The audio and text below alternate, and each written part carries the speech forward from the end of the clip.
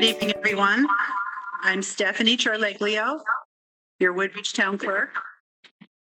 Thank you for being here. I would like to introduce you to Tom Hennick, our Freedom of Information Officer for the state of Connecticut. Tom will give you an overview of the Freedom of Information Act and then answer any questions that you might have about the Act. Thank you, Tom, and welcome to Woodbridge. Thanks, Stephanie. Welcome, everybody. This is another new experience in the age of COVID, sitting here being recorded. Thank you for the invitation. Obviously, I wish all of you were here with us, but these are strange times indeed. I've learned to speak to a screen probably more than I ever thought I would, but we appreciate the opportunity to come out. We do these workshops all over the state, some more virtually in the last 18 months than others, but we do them not to beat you up, not to make you miserable, but to try to help. We try to give you some basics about freedom of information, to try to talk to you about some of the do's and don'ts, to try to help you. I know that on the call tonight, there are a lot of new board members, new commission members, some new chairmen as well. And don't be afraid to ask questions, folks, as we go forward. We've worked out a system that you can ask them as we go along, and then I'll also state at the conclusion of the little talk to answer others that you might have. A little bit about me before we start. Those of you who don't know, I'm not an attorney. I don't know whether that's good news or bad news. I always ask, but the reason I share that is that we're not going to give you any binding legal opinions here tonight. This is a workshop. The intention here is to teach, to try to help you.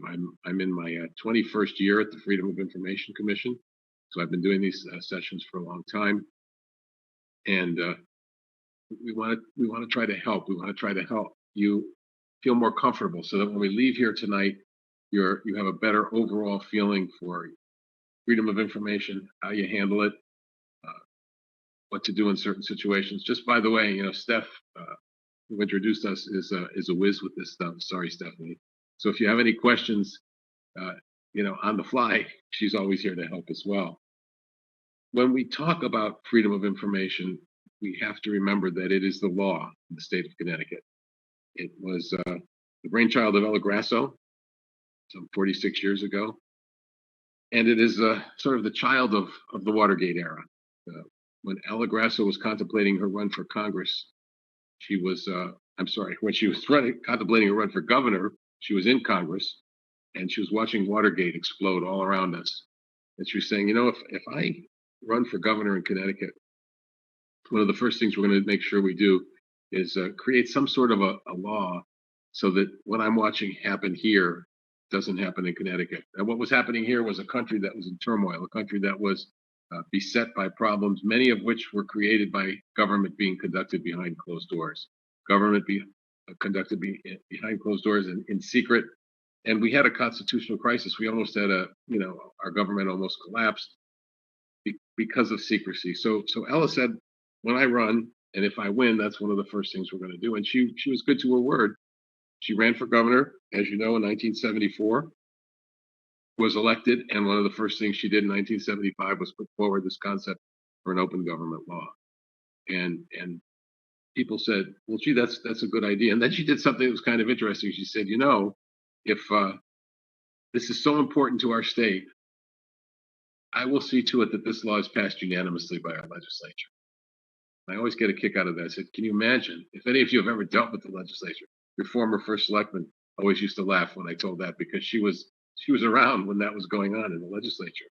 And she guaranteed it, and she got it, folks. I've seen a video of the vote, the final vote. There wasn't a single no vote in the House, not a single no vote in the Senate.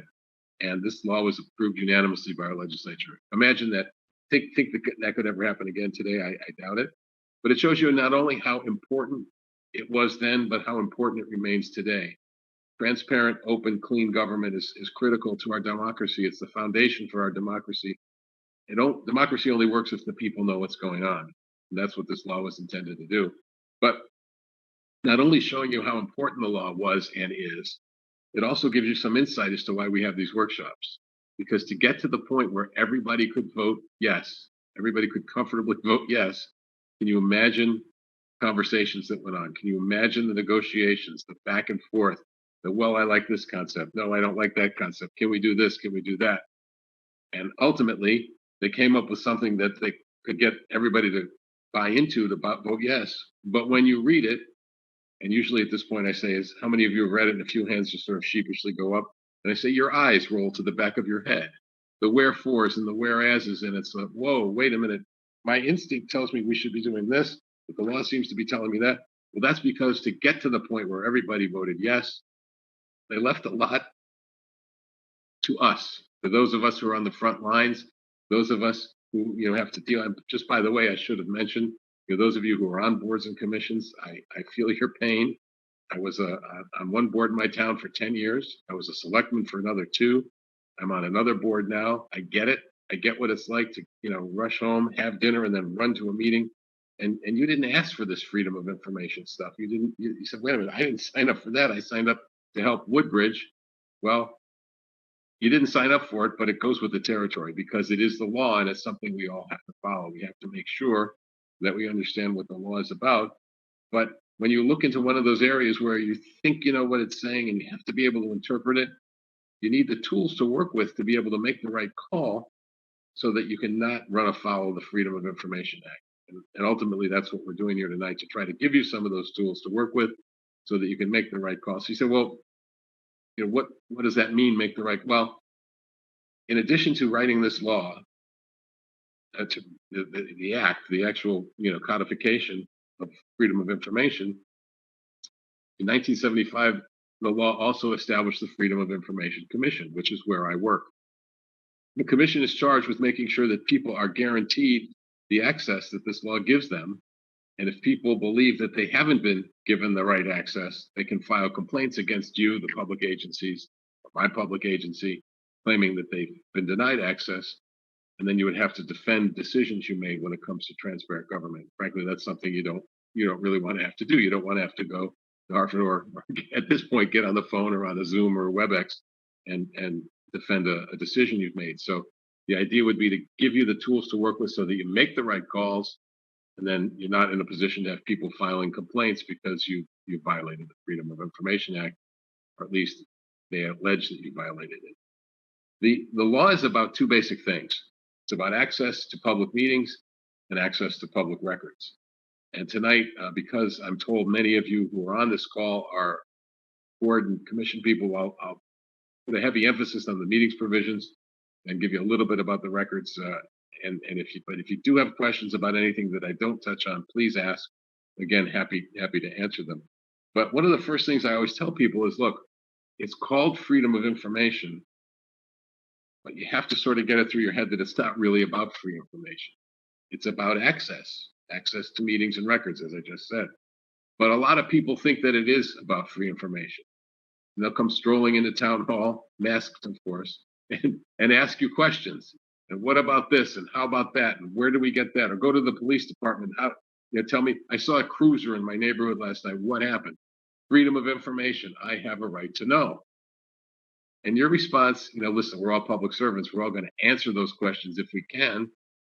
But understand that freedom of information does not require a public agency to answer questions. It's about access to your meetings and access to your records. So people who think that they can just sort of stroll in and ask questions because FOI exists, that's just not accurate.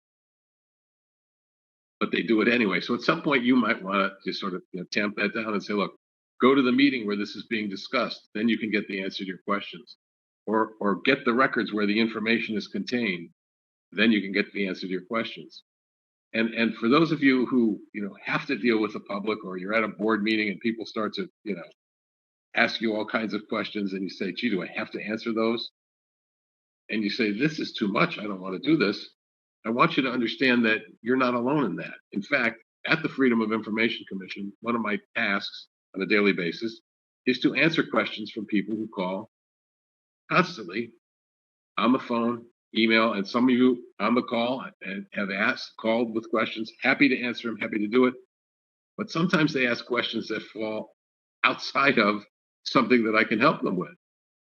Think about working at the Freedom of Information Commission. People think that we are the information center for the entire state of Connecticut. First of all, they think that we have every record held by every agency in the state. They call us up and they say, send me this or send me that, they think that we sit in this giant vault, and all I have to do is push a button and out the records come.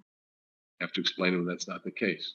I get called, asked to directions to the Capitol. I get calls about some people say, look, Tom, you should stop doing these workshops.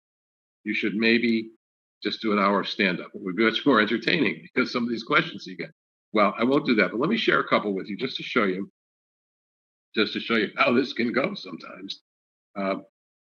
This is one that actually has a lifespan. Some of you may have even heard this before. It goes back 4 years. So this guy sends an email to me. True story. Please provide an electronic copy via email, preferably a spreadsheet showing all the Medicaid paid electroconvulsive treatments, aka ECT, aka shock treatment. My request includes every field you have available, but certainly not patient identifiers. This request includes, but is not limited to, the name of the psychiatrist, license number, date of treatment, age of patient, city, county, name of treatment facility, address of facility, cost of treatment, etc. Those of you who fill records requests will love the next line. Time frame, as far back as your computer records exist. Best regards, Ken Kramer, psychsearch.net. So when people send me emails like that, letters like that, and I get them almost daily, I have to explain to them that Connecticut, the FOI Commission doesn't get you the records. We're not a repository for records. You've got to go to the agency that has them. The agency either gives them to you or not, and then you come to us if you're not satisfied. So I send this response to this Ken Kramer guy. And most people, I will be honest, are appreciative. They don't understand, they don't get it. They're happy to know. Not old Ken. His response is this. Well then, be a good public servant and get it into the correct hands instead of just blowing it off. Best regards, Ken Kramer, psychsearch.net. So I'm thinking that's another Christmas card I'm not getting that year, right? So time goes by, and son of a gun, about 3.5 years later, I see the email address, and I said, my God, he's back. This is a request for public records. Please provide an electronic copy via email of the name, company name, and address of the psychiatrist your disciplinary board contracts with to evaluate doctors. Again, why is he sending that to us? That's not what we do. I explained that to him last time. My instinct as a human being is to not bother. But in the freedom of information world, folks, just so you know, if you ever get a request for records, you always need to respond in 4 business days. Doesn't mean produce the records, but you always need to at least acknowledge in 4 business days, or else the requester can write to us with a complaint that you haven't, you're denying access. So always, so I said, okay, I got to write back to this guy, even though I'm not even remotely sure what he wants or where he would find it. But I gave him my standard answer before. So in addition to my standard answer, I add this. In this particular instance, I would have no idea who has the records you see. Could I be any clearer? His response. If you're not the person who handles public records requests, would you please get this into their hands? I don't appreciate being referred. Well, folks, sometimes you can't win for trying. But so for those of you who are frustrated by folks asking questions that you don't have to answer, I feel your pain. The guy called a couple weeks ago. Well, it's a couple months ago now. He says, sir, I need your help. I said, what's the problem? He said, I need a copy of my naturalization papers. I said, naturalization papers? He said, yeah. I said, isn't that a federal thing? Don't you have to go to the feds? He says, yes, I do. But when I went to them, they wanted $500. I thought you might have an extra copy lying around. You can't make it up. So folks, if you ever go down that path, I understand. Be polite as long as you can, but you're not going to violate the FOI Act if you don't answer a question or you don't produce something that you don't have. Access to meetings and access to records. Again, board members mostly on this meeting. Here's a definition. Meeting means any hearing or other proceeding of a public agency, any convening or assembly of a quorum of a multi-member public agency, in any communication by or to a quorum of a multi-member public agency, whether in person or by means of electronic equipment, just taken on greater meeting in the last 18 months, To discuss or act upon a matter over which the public agency has supervision, control, jurisdiction, or advisory power. Board members, when you are gathering to do your work in any way, shape, or form, and you have a quorum, it's a meeting, which means you need to notice it properly. You need to make sure that it's open to the public and that there are minutes of that meeting when the meeting is done. Proper notice. You prepare an agenda. I suspect there are some agenda preparers on this call. You want your agenda to be as specific as possible. You want to clearly apprise the public as to what's going to happen at that meeting. That agenda is then submitted to the town clerk and in your office, if your board has one, at least 24 hours before the meeting. Agenda preparers, just by the way, specificity is important. I've seen too many boards get dinged by our commission and also in court by just sort of having nebulous things on there that don't tell the public what's going on. You put the agenda in at least 24 hours in advance, you meet in public, and then you create minutes when the meeting is done. I'm speaking a little haltingly now because ever since COVID hit, there have been a few changes. I understand Woodbridge is now meeting virtually, no more in-person meetings. What I just told you applies to in-person and virtual meetings. But back in June, well, first of all, you're all aware of the governor's executive orders that he implemented in March of 2020 that allowed us to have these kinds of meetings, your meetings, planning and zoning, boards of selectmen, town councils, things like that, virtually. But there were some processes that were implemented with part of that. And at the end of June of this year, Public Act 21-2, Section 149 of 21-2, implemented some more rules, which will be in effect till the end of April of next year, allowing boards to meet virtually. We had input as they put that together. And then after the legislature passed it, we put together we call it a primer, but it's really just sort of a guide. It's on our website. I'm going to leave Stephanie a few copies. I printed some out so that if you have a chairman who want it, how to operate in a virtual world. There's a couple of things that I'll point out here that are different from what I said about the 24-hour notice. For instance, if you have a regular meeting that is going to be completely virtual or even a hybrid, some people in person, some people, there's a notice requirement in addition to the 24 hours. You have to make a notice, at least let people know that it's going to be virtual 48 hours in advance. Then you have to put the agenda in at least 24 hours in advance and make sure that the agenda has whatever link you're going to use to let people in. That's probably one of the critical things. Now, even though we're meeting virtually, the law is clear that it wants real-time access for everybody.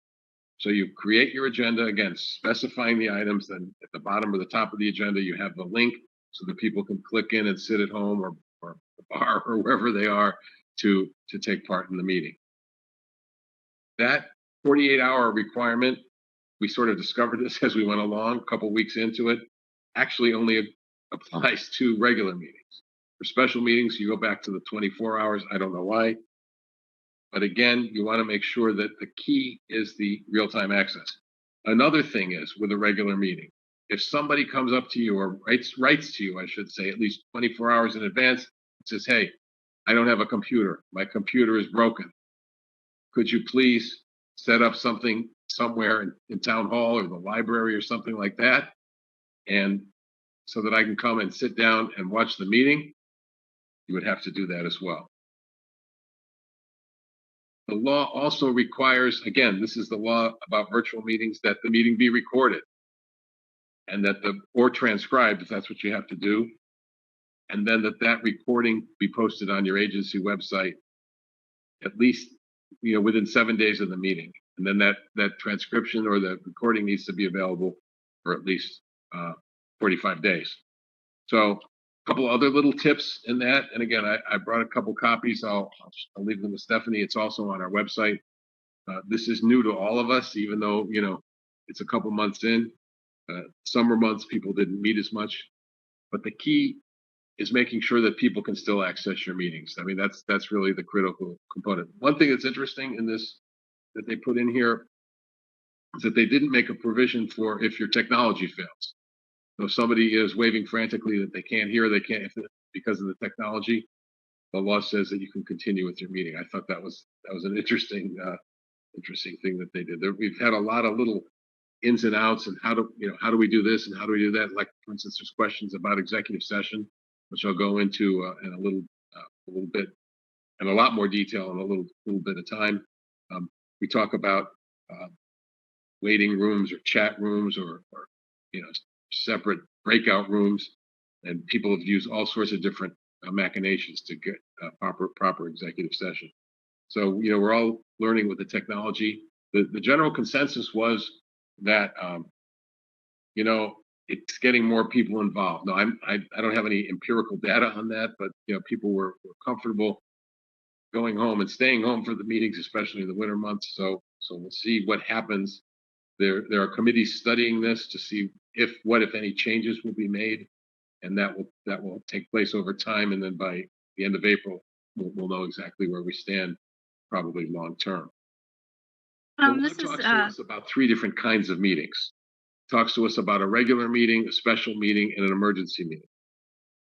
Regular meeting is a meeting you have per schedule that your board sets up by the end of January of every year. We meet on the 1st and 3rd Tuesday, the 2nd and 4th Wednesday, 7 o'clock town hall, 8 o'clock library, 6 o'clock board of ed office.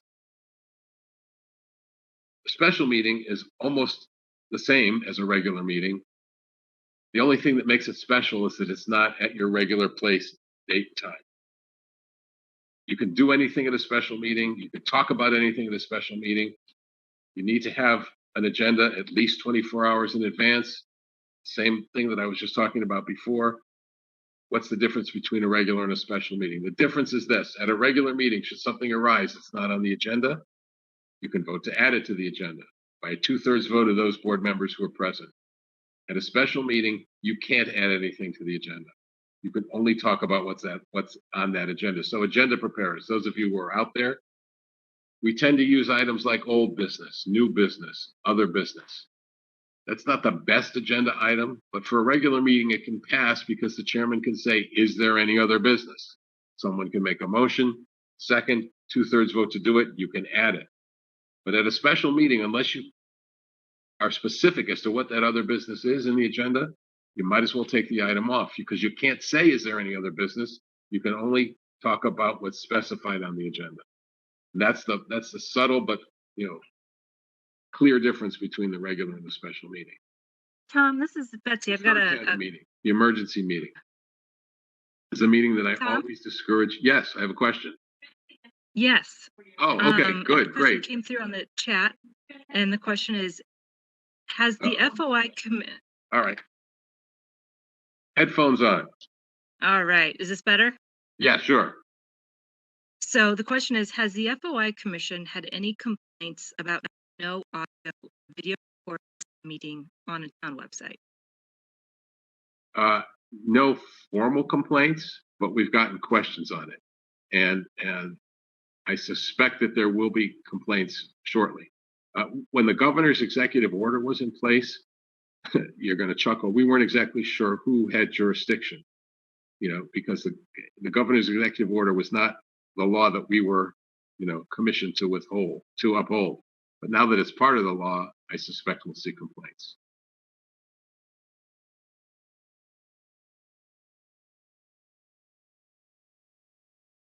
Is that it? Okay. Yes, that's it. If anyone else has questions, you can submit them via the chat function, or you could raise your hand and I could call on you. Okay, thanks, Betsy. So the third kind of meeting, the emergency meeting. The emergency meeting, folks, is a meeting that I really discourage boards and commissions from using. It's an unnoticed meeting. That's the main reason. And the bigger problem is that what you and I think might be an emergency doesn't always rise to that level in the eyes of the law. And the example I like to use, we have holidays in Connecticut that are celebrated by some towns, by some school districts, and not by others. Veterans Day, Columbus Day, things like that. And I'll get a call like this, guarantee, after every one of those holidays. Veterans Day falls, let's say it falls on a Tuesday. Wednesday morning, the phone rings, Tom, I've got a problem. What's the problem? My regular meeting is tonight, Wednesday night. It's on the schedule. I always bring that agenda into town hall 24 hours in advance. Tuesday, I went to bring it down. Town hall was closed. I forgot we were closed. So I put it in this morning. Is that okay?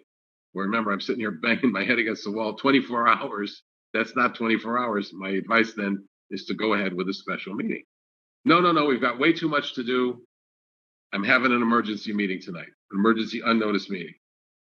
My answer to that is please don't. Oops, I forgot. It's not an emergency. In our minds, especially those of us who aren't legally trained, it sure feels like one. My God, I can save this by having an emergency, but you can't. The bar is set really high. It doesn't want us to meet in an unnoticed fashion unless it's absolutely, positively necessary. People say, can you give us an example? Example would be, a couple of years ago, we had a winter where it seemed like we got 5 feet of snow every 30 seconds. And a couple of school boards, true story, started looking up at the roofs and going, uh-oh, we got a problem. And they had to meet like that morning to find a company with professionals to get up there and get that heavy snow off the roof, or they felt they were going to have a disaster on their hands. That was an emergency. Keeping people safe, keeping people out of harm's way. That's what the emergency meeting is set to do. Not we forgot to fill out an application on time, or, I forgot to bring in an agenda. You want to make sure that if you're going to do that, if you're going to have an emergency unnoticed meeting, it's a true emergency. And if you ever do, the law says you meet and you discuss about the whatever the emergency is about. You take whatever action you're going to take, and within 72 hours, create minutes. And the minutes reflect what the emergency was, who was there, and what you did about it. But again, my strongest advice is to try to avoid it. People say, well, what's the big deal? What could happen? I'll give you an extreme example. One of the Freedom of Information Commission's strongest powers is to declare null and void something that happens at a meeting. I'll shorten the story, but there's a town not far from here. They had a situation where the fire marshal, the assistant fire chief, thought he was about to become the next chief, and then found out he wasn't. And got very angry and had a confrontation with the first selectman. Beth, he feels your pain too, right? So he had a confrontation with the first selectman, and it got really heated and really ugly. And finally, the first selectman calmed him down. He'd known the guy for years. He calmed him down. He says, look, you're not going to be the next chief. We're going in a different direction. But I tell you what, I'll make you the interim chief while we're looking. Guy's not happy, but he accepts it and he leaves. But the blow up, boom, everybody heard it. It's a small town. We all live in small towns. It was all over town in a matter of time. And the phone starts ringing and the emails start and the text and the whole thing. Bottom line was everyone was saying to the first selectman, that's enough. This guy's crazy. He's a danger to you. He's a threat to you. Get him out of here. So the first selectman says, gee, maybe. And he calls an emergency meeting for the next morning, which is a Saturday morning. At that emergency meeting, they meet and they decide, you know what? The general population is right. He's fired. He's out. So it's a Saturday morning. They don't know where he is. They got to go find him. So they find him. They find him at home. I guess he was cleaning out his gutters or something like that.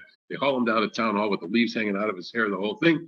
And he says, what do you want? And they said, thanks for coming in. You're fired. He blows up all over again. You SOBs can't fire me. I quit. So they reconvene the emergency meeting and accept his resignation. Well, now he thinks about it. And remember what I talked about when people believe they've been denied the access, the right that they have under Freedom of Information, they file complaints with the commission. This guy felt that he had been wrong, that there was no emergency there, that they should have at least had the decency to notice the meeting and let it there. So he files a complaint and the commission agrees with him. It says, you know what? That was clearly an attempt to keep you out of the loop. We find in favor of the complainant and we declare null and void everything that happened at that meeting, which means that he is now fired and or quit at a meeting that didn't happen. End of story. But no, if you don't like a Freedom of Information Commission decision, you can appeal it. You can appeal it all the way to the state Supreme Court, which is what happened when the town didn't like what the FOI Commission said, took it all the way to the Supreme Court. And in this instance, doesn't happen all the time. In this instance, the Supreme Court agreed with the FOI Commission and declared null and void what happens. Now, if any of you are attorneys or you're familiar with the legal process, you're thinking, wait a minute, Supreme Court doesn't happen in a couple of weeks. It's more like 4 or 5 years.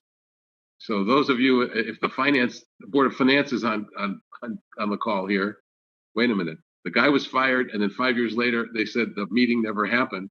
That means what? That means they have to figure out how much back pay they owe him because he was never supposed to be off the payroll.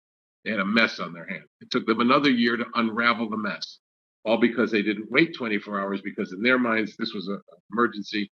If they had put in a notice for a meeting on Friday for Monday, they would have been all set. So again, that's an extreme example of what can happen, but just sort of, file it away and make sure that you're, if you're going to call an emergency meeting, it's really an emergency.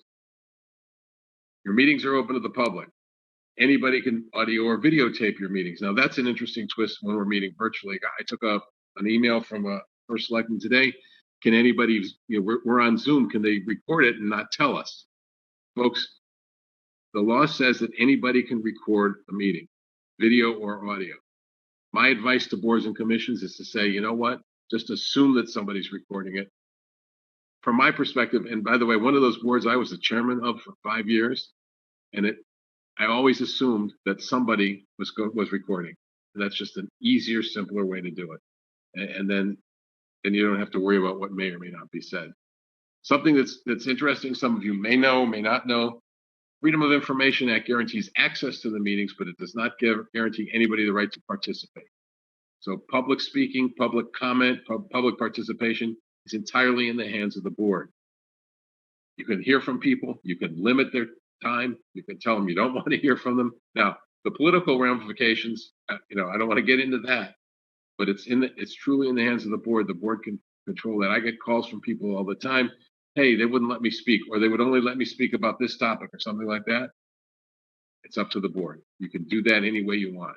So sort of keep that in mind when you're, at a meeting and the room is full, someday in the near future, we hope, and there's a heavy topic on the table, and you're thinking this is going to last all night. You know what, folks? We're going to limit it to 3 minutes. We're going to limit it to 2 minutes. You have the right to do that. You have a right to control the meeting so that you can continue to do what you want to do.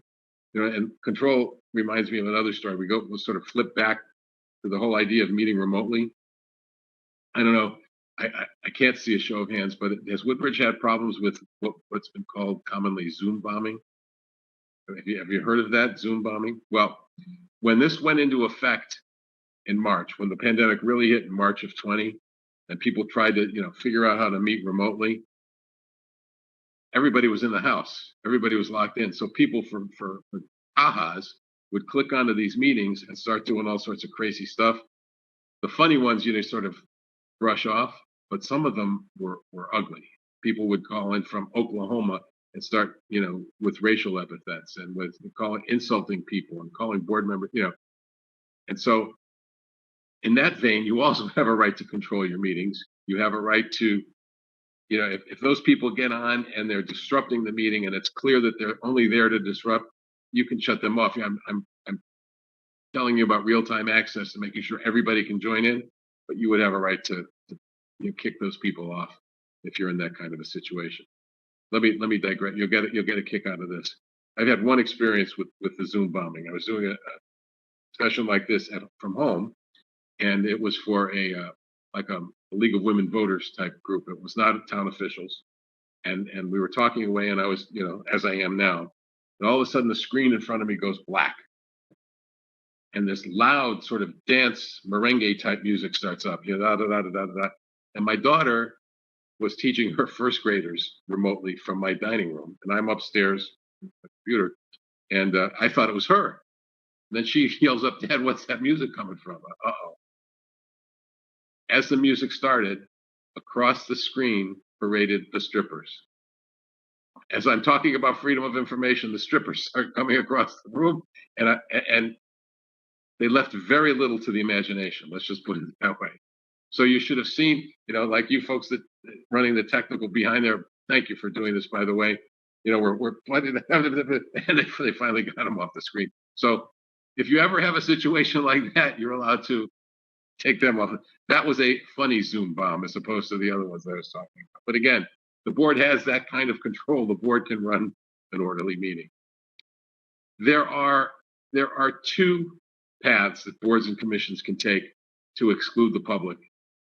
The legislature tried to create a balance. One of them You heard me mention it before. I'm sure those of you who are on boards know what I'm talking about. An executive session. Now, executive session, remember, is a portion of a publicly noticed open meeting. It's not something that sits on an island by itself. A lot of times I'll get calls from people who say, hey, Tom, we've got a meeting coming up. It's an executive session. It's the only item. So we don't need to notice it, right? Wrong. Executive session is still part of a publicly noticed open meeting. You need to convene in public. You need to state the reason for the executive session. Then you need to make a motion and vote to go into that executive session. Again, you need that 2/3 vote of those people, present and voting, and you need to specifically state it. And the motion and the minutes need to reflect what the reason was. Then you go into executive session and you have whatever discussion you're going to have. Never, ever, ever vote behind closed doors. Have your discussion, come out of executive session and vote, because the minutes need to reflect any action that was taken, who voted for what or for whom. It must be specific in the minutes, even if the only item was an executive session item that you came up to vote on. The 5 reasons for executive session: a personnel matter, pending claims or pending litigation, a security matter, real estate transaction. Let's suppose you're building a new school and you've got a school building committee, and the committee wants to negotiate with different landowners for just the right parcel, just the right piece of property to put that school on. You could do that behind closed doors. The law wouldn't make you have those kind of conversations in public, because you'd tip off the town's hand. Oh, good, look, this is what the town's offering. Somebody else wants the property, they're gonna buy it for more, or they'll undercut you, somewhat. So you could do that behind closed doors. The 5th reason for executive session, something of a broader catch-all type, if you will, allows a board or commission to have a conversation about a document or documents that it believes are exempt from disclosure. You are a board that seeks a written legal opinion from an attorney. You, as the board, become the client. You want to share that with the other board members. You want to discuss this legal advice that you've received. You go into executive session to have that conversation. You wouldn't have to share the documents, so you wouldn't have to talk about it in the public session. Let me wind back just for a second to the personnel executive session. First of all, when you're noticing that, executive session personnel is not enough. The courts have repeatedly said that's not enough. Executive session plan, discussion of the performance of a police officer, discussion of the performance of a teacher, discussion of the performance of a public works employee. You don't necessarily have to name the individual, but you certainly can give more than just personnel. And the law is really pretty clear about that. It wants more than that. Then the next step is you've got to make sure that the person's been notified. That the person's told, hey, we're going to talk about you in executive session tomorrow night. And if the person comes forward and says, no, you're not, I want that discussion to be held in public, the board cannot go into executive session. Where folks get confused is they say, wait a minute, they're talking about me. I should have a right to be in the room. So I don't want it in a public setting, but if you're going to talk about me, I get to be in the executive session. No, the law does not guarantee that. The law guarantees the right to demand it to be public. Once you waive that, the power flips back to the board. The board can invite, and frequently does invite, people in when they're going to talk about them, but it's not required.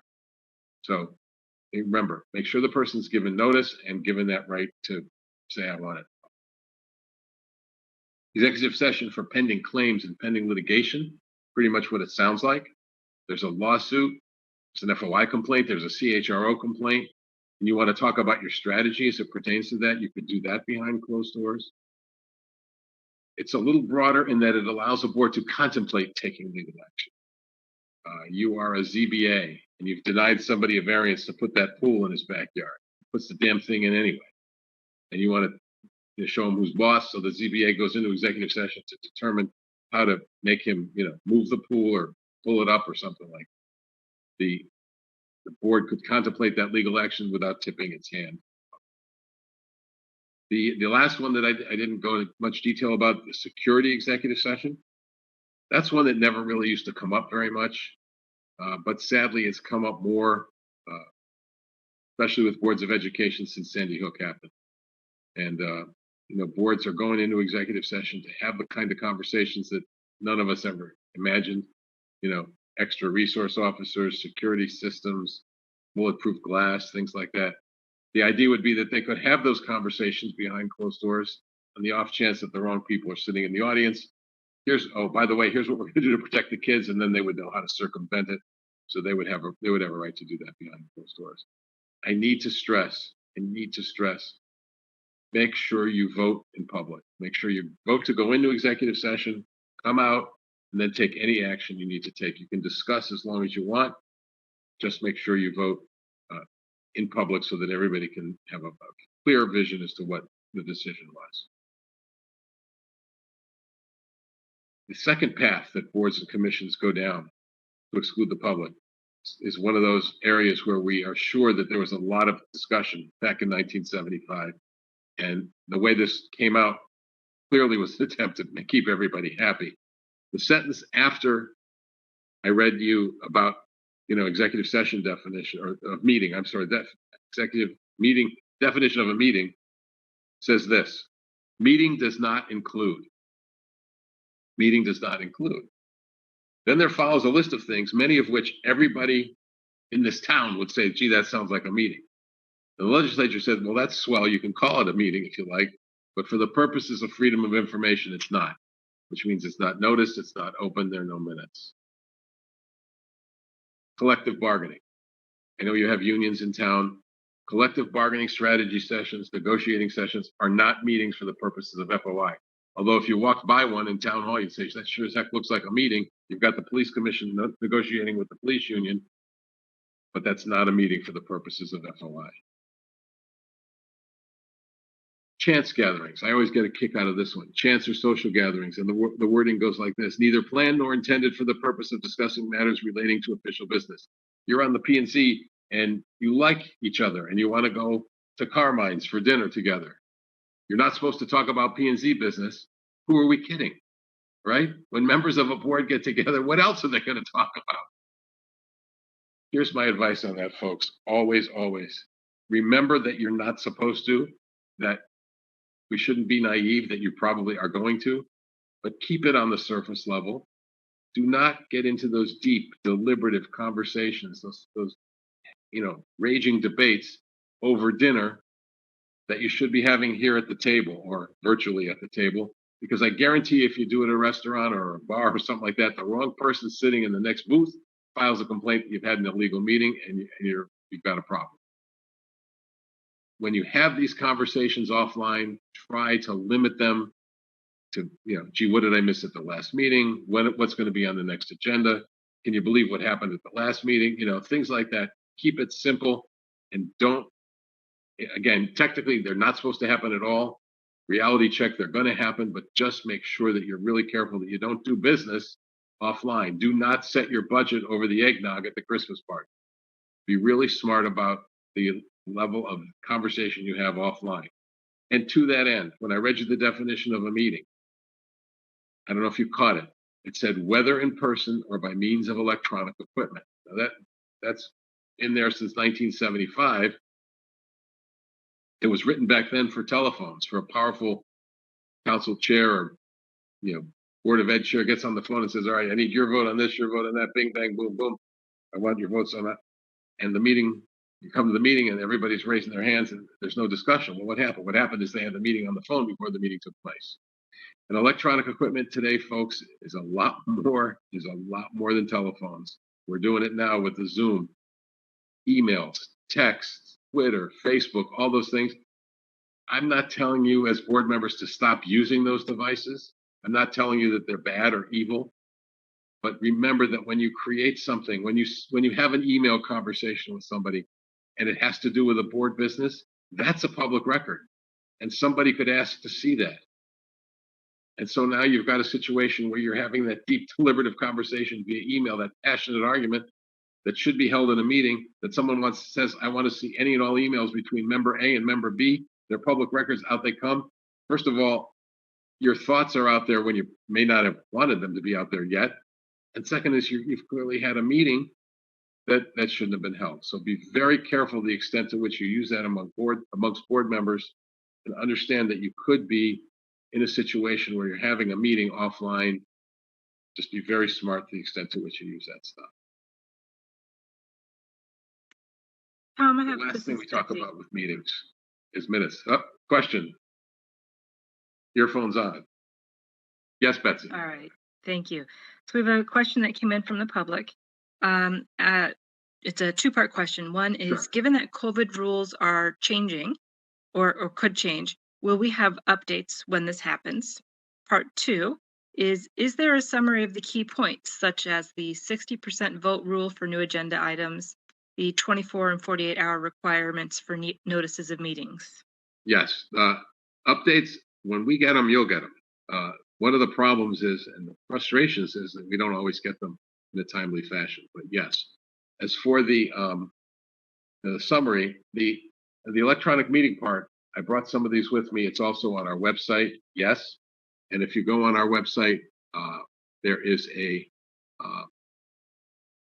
there's a number of things on there. The FOI highlights, frequently asked questions, sort of a how do I do this? How do I do that? So that's all on our website. And also, I will leave with Stephanie. I have some little cards that I call the Freedom of Information. Where are they? Freedom of Information American Express card. Don't leave home without them.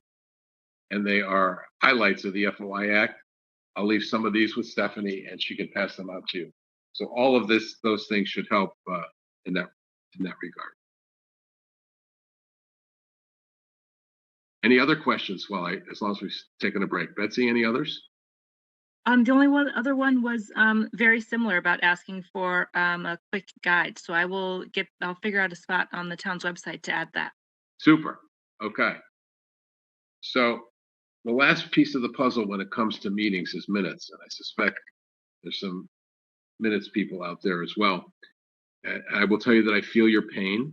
I do the Freedom of Information Commission meeting minutes, and it can be a difficult proposition. But here's my key advice when it comes to minutes. They need not be the recreation of War and Peace. They are not meant to be a verbatim transcript. They are not meant to be the next great American novel. Technically, the only requirement for minutes is a record of who votes for what or for whom. Now, you're going to want more than that in there. You're creating the historical record for your town. You're going to put more than that in there, but it's not a requirement that it's a verbatim transcript. One of the questions that I get a lot, and I think one of them that came in here, was when people submit things to the board, must they be attached to the minutes? Especially in this virtual world, people are sending in emails and they want them read. And whether you read them or not is entirely up to you. That's not a requirement under FOI, but they want them to be attached to the minutes. That's just not a requirement. They become a public record. You can't just throw them away, but the minutes content is yours. And if you want them attached, you can, but it's not a requirement to do that. You want to have a clear, crisp, concise recapitulation of what happened, a record of the votes. It's got to be abundantly clear who the yeses were and who the nos were. You have your record of votes, your minutes, and then you want to make sure that the minutes are available in 7 days. So with another minutes question that was submitted here, it says, do the timeliness guideline of FOI apply to the approval of minutes? No, they don't. That's a very good question. Your minutes are your minutes. They are in after 7 days. Hey, we're not meeting for another couple of weeks. What does that mean? Well, that means that at the next mini meeting, you might approve them. And if you make any changes or alterations, that set of minutes, the next meeting set, reflects changes to the other ones. Because once you submit, those minutes are due in 7 days, they must be submitted, and they become a public record and they become the minutes. So you, in theory, look 2 weeks hence to make sure you've got the final version all wrapped up. I never recommend a second copy or a third copy of the minutes. That's way too much. The only time I would ever recommend that is if the changes and the amendments and alterations make the first set so unrecognizable, you put a second set in there, but then you'd have 2 sets of minutes, and that could get confusing. So 1 set of minutes done within 7 days, and make sure that any changes you make are reflected in the set 2 minutes. 2 weeks hence when you meet again. Tom? Tom? Yes. Okay. All right. Sorry, there were a few questions that I missed. Okay. So one of the questions is, if some boards or commissions do not want to be on TV, it's okay to just have an audio recording. Is that correct? Or does it also need to be audio or video? Well, it says virtual and it could be audio. There are, I wouldn't get too comfortable with that because I suspect that at some point boards would want to, the legislature is going to want everybody, at least board members, to be seen, to be have their visages on the screen if you're going to meet virtually. But right now, it's not required. That's correct. Okay. So the next question is, if a 2/3 vote is not taken to add an item to the agenda, what's the remedy? Does the board have to retake the vote? My suggestion, my strongest suggestion would be yes. Okay. At the next meeting or at a special meeting, if it's that critical, hey guys, we goofed, we forgot to add this to the agenda. I've seen way too many complaints come in that a board didn't properly add something to the agenda and the board or the agency was found to be a violation. Okay. Next question, I think you already answered, but I'm going to ask it anyways. Okay, Can you stipulate rules for public comment? absolutely yes. Yes, and in fact, if you've got a rowdy bunch out there, I would recommend it. Okay. Next up, during a board executive session, if a vote did not take place, is the action that was discussed legal? What if the person who was being discussed was not notified? Is everything that was discussed legal for the board? Okay, so the first part of that question was, is everything legal if no vote was taken? You can discuss till the cows come home. There's no requirement that you take a vote. So that piece would be a yes. That's not a problem. You go into executive session appropriately for one of the 5 reasons. You have the discussion. You can come out and say, folks, we had a discussion about what we said we were going to discuss. No action was taken. The second part is that could be a problem. If a person is discussed in executive session, not notified, and some action may be taken about that person, that could be a violation. There could be some ramifications there, especially on a personnel matter. Okay. And the last question I see here is, sometimes draft minutes from boards or commissions are not posted for months. Is that a violation? There's no requirement that minutes actually be posted. They need to be available. If they're not available in 7 days, yes, that's a violation. They must be available. But some people call up and say, I'm looking for these minutes on the website and stuff like that. Another quick, the history of FOI story. Back in 2008, the legislature passed a law that said you must post your minutes on your website. And then a year and a half later, they rescinded it. So there is no requirement that minutes be posted on websites. So if it's not on the website, there's no violation. If it's not available in 7 days, that's a problem. They must be available in 7 days.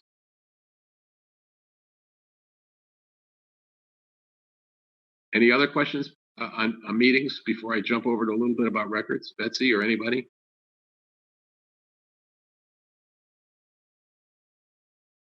Okay, let me talk a little bit about public records. And I say a little bit because as board members, you probably won't get too many issues that sort of you have to wade into that involve records requests. Most of the records requests that come to you, you'd probably deal with a staff member who would help you with it, or with the town clerk who would help you with it, or So most of those do not come to board members, and most of those come to public offices. But what you need to know as board members is that you become public officials, public office. Whether you like the title or not, that's what the law says. And as such, when you create a record, anything, or take in a record, or receive a letter from a constituent, anything that has to do with Woodbridge business becomes by definition a public record. And in theory, anybody could ask to see it, or anybody could ask to get a copy of it. And if that happens, first of all, that little story I told before, remember that you should always respond in 4 business days. You should always respond, and it's not to produce the records necessarily, it's thank you for your FOI request, we're looking into it. A lot of people then say, well, how long do we have? What is it? Well, it's kind of an open-ended thing. The law actually says that you must provide access to these records in prompt fashion.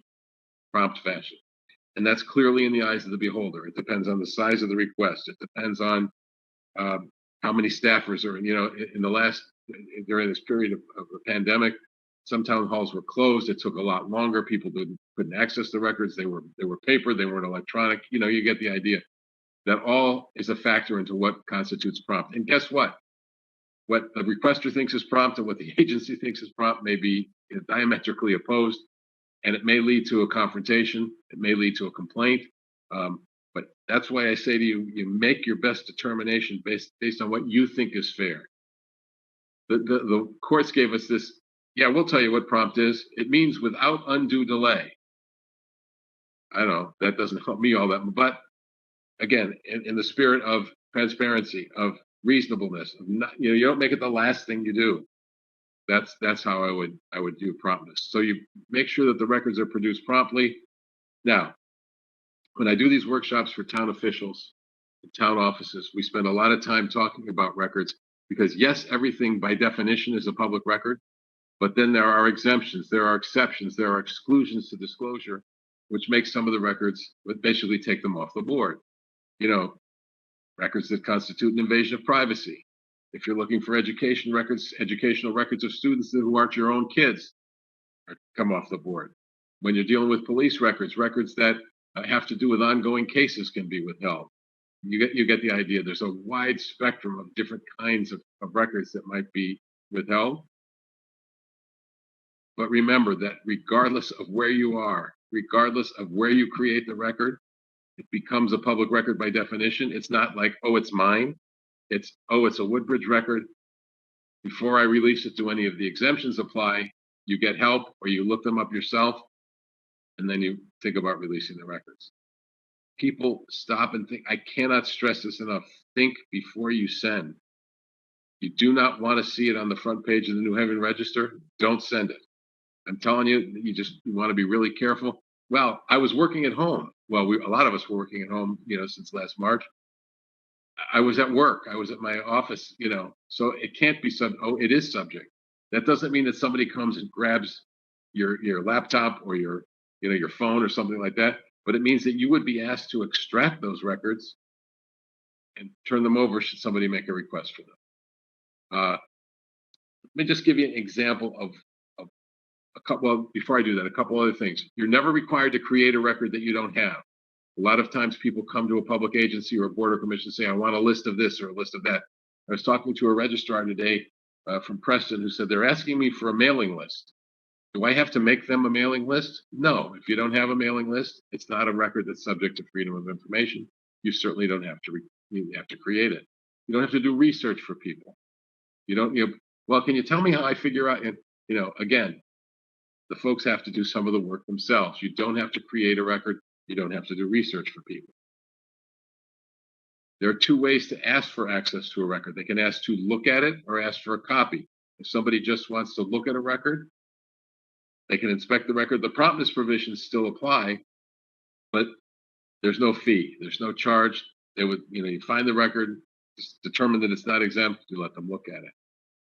If they are looking for a copy, you can charge them up to 50 cents a page. Now, this law was written 46 years ago, and it hasn't quite caught up to where we are with our use of electronic records. There is no fee for electronic records. So if somebody asks for emails and there are no redactions or anything like that involved, you just shoot them off. There's no fee. There's no fee for labor or anything like that. A lot of public agencies wince when I say that, but I can only tell you what the law says. I didn't write it. It's what the law said. Another little gem that's come up recently is that people want to come in to a town hall or a board and they want to take pictures of their records. And the law says law says nothing about that. There's no provision for that. There's a provision for a handheld scanner, a battery operated wanding device, and you can charge $20 for someone to do that, but it doesn't apply to that. What we have recommended is that state agencies try to work that out until the legislature includes phones in that scanning provision in section 1-212. But you want to make sure that if you're going to let people take pictures, you're consistent with it. You charge them a fee, not charge them a fee, with the understanding that the FOI Act would not require you to do that. But in the spirit of getting along and transparency, we've recommended that you try to work something out when it comes to that. One story about records.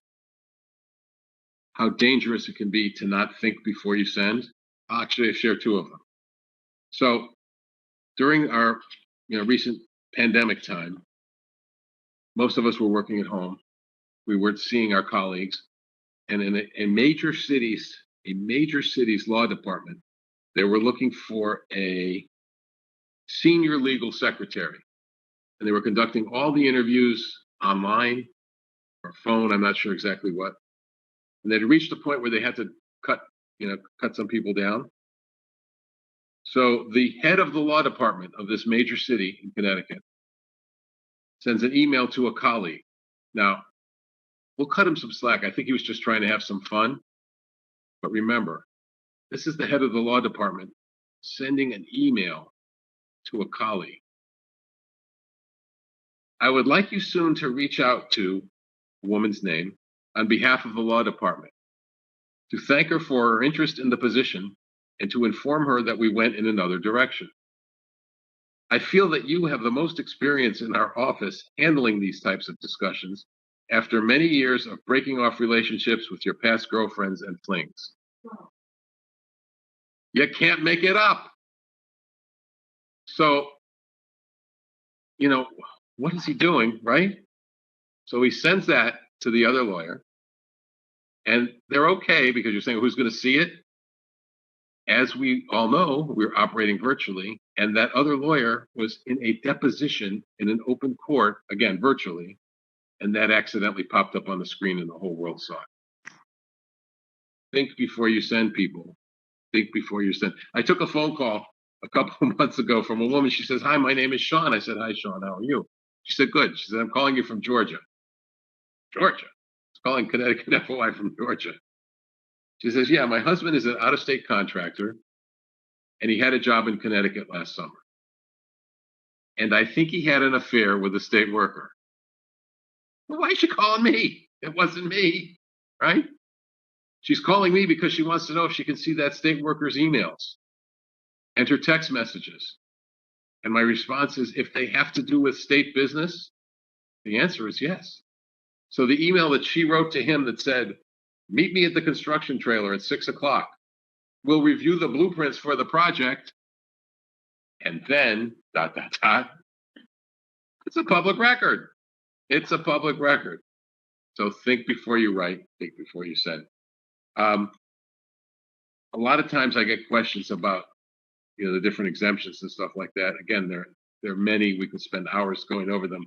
For board members, it's not as critical to know what you can't give out or have a right to withhold, but to know where to go to look at the FOI Act, call us for help.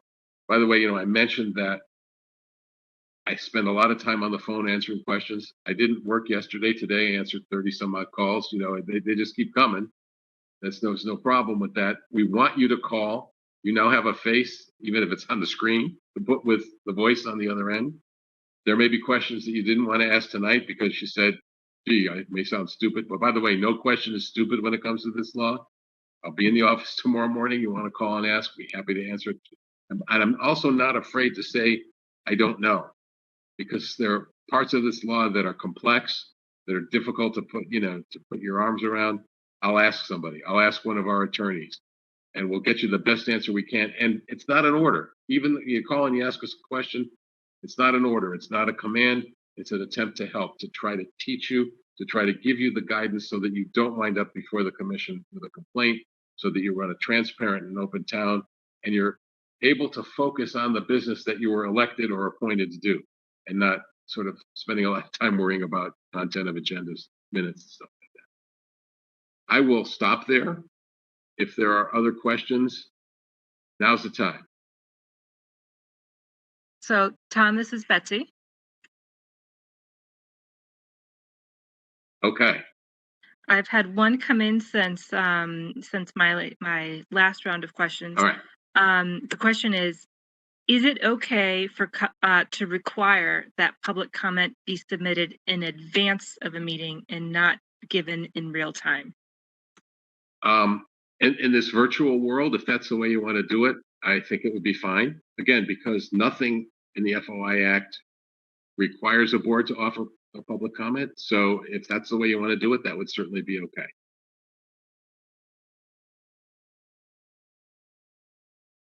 I do not see any other questions at this time. Are there any other folks? Now, jump in if you have any. Apparently not. People are also able to raise their hand if they're interested in asking a question. It doesn't all have to be written.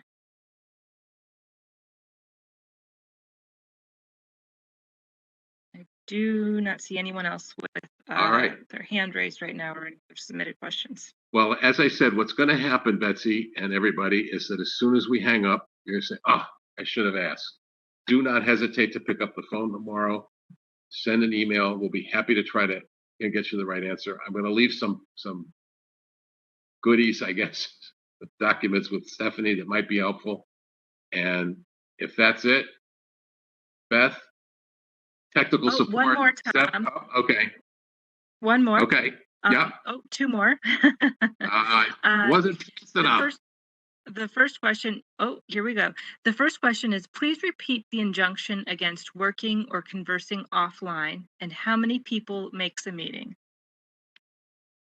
Well, I wouldn't call it an injunction, but the definition of a meeting means any hearing or other proceeding of a public agency. So if you've got a quorum of a board or of a committee, and by the way, I should have mentioned this if I didn't more strongly, this includes subcommittees. You form a subcommittee, it becomes a separate public agency by definition, and they would have to follow the rules that we've been talking about. Any quorum of those boards getting together and having a conversation in any way, shape, or form would be a meeting.